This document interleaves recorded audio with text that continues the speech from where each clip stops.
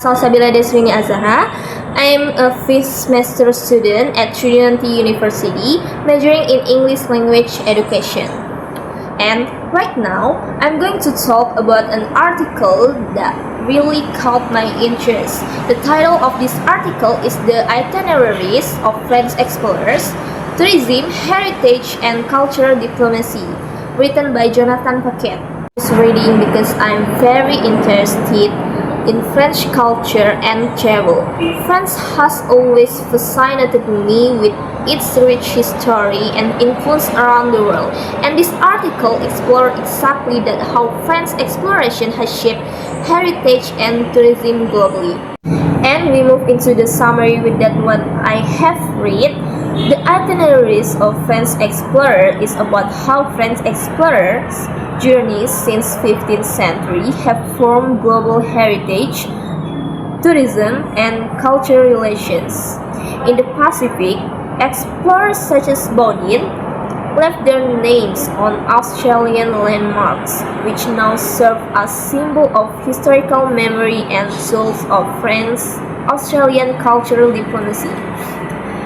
Although exploration was associated with colonial domination, these routes are now reinterpreted to promote inclusive tourism, recognize indigenous heritage, and strengthen cultural relations between countries.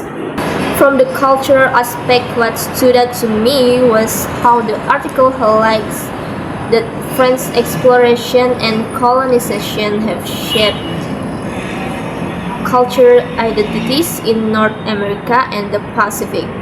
It portrays identity through the enduring presence of French explorers whose itineraries and names have become part of the collective history and geography of places like Canada, the United States, and Australia. Also, the article portrays movement, exploration, and transformation by describing how, since the late 15th century and after World War II, explorers undertook expeditions to name various locations that were later accepted by geography. In modern times, those same expedition sites, such as Nicolas Baudin's routes, have become tourist destinations that still retains their historical value.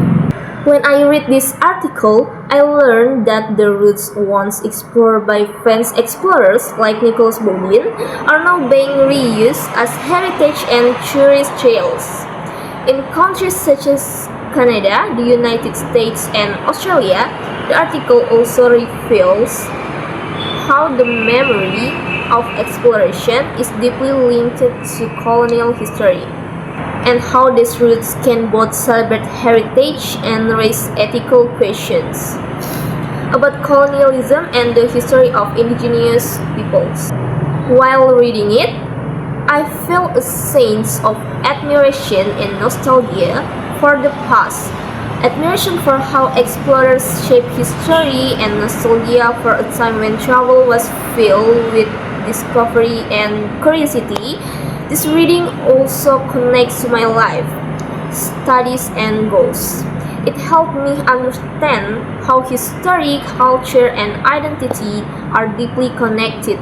Learning how France uses its history for tourism taught me how culture can be represented and preserved through education, art, and travel.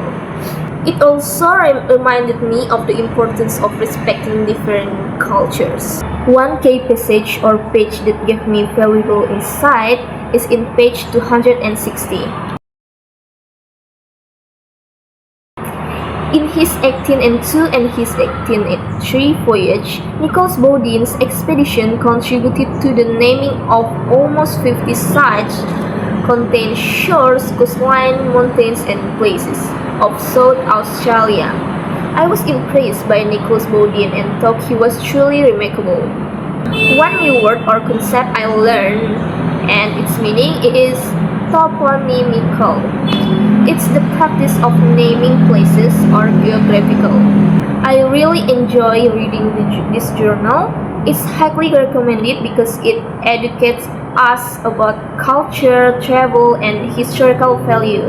It shows how exploration, history, and diplomacy are all connected in shaping modern cultural tourism. Would I recommend it to my classmates? Of course! It's an enlightening read for anyone interested in culture, travel, and the history of exploration. And if I could ask the other one question, it would be how can these itineraries be used to promote intercultural understanding rather than colonial nostalgia? It's very questioning for me. So that's my book talk on the itineraries of French explorers, tourism, heritage, and culture diplomacy by Jonathan Paquette.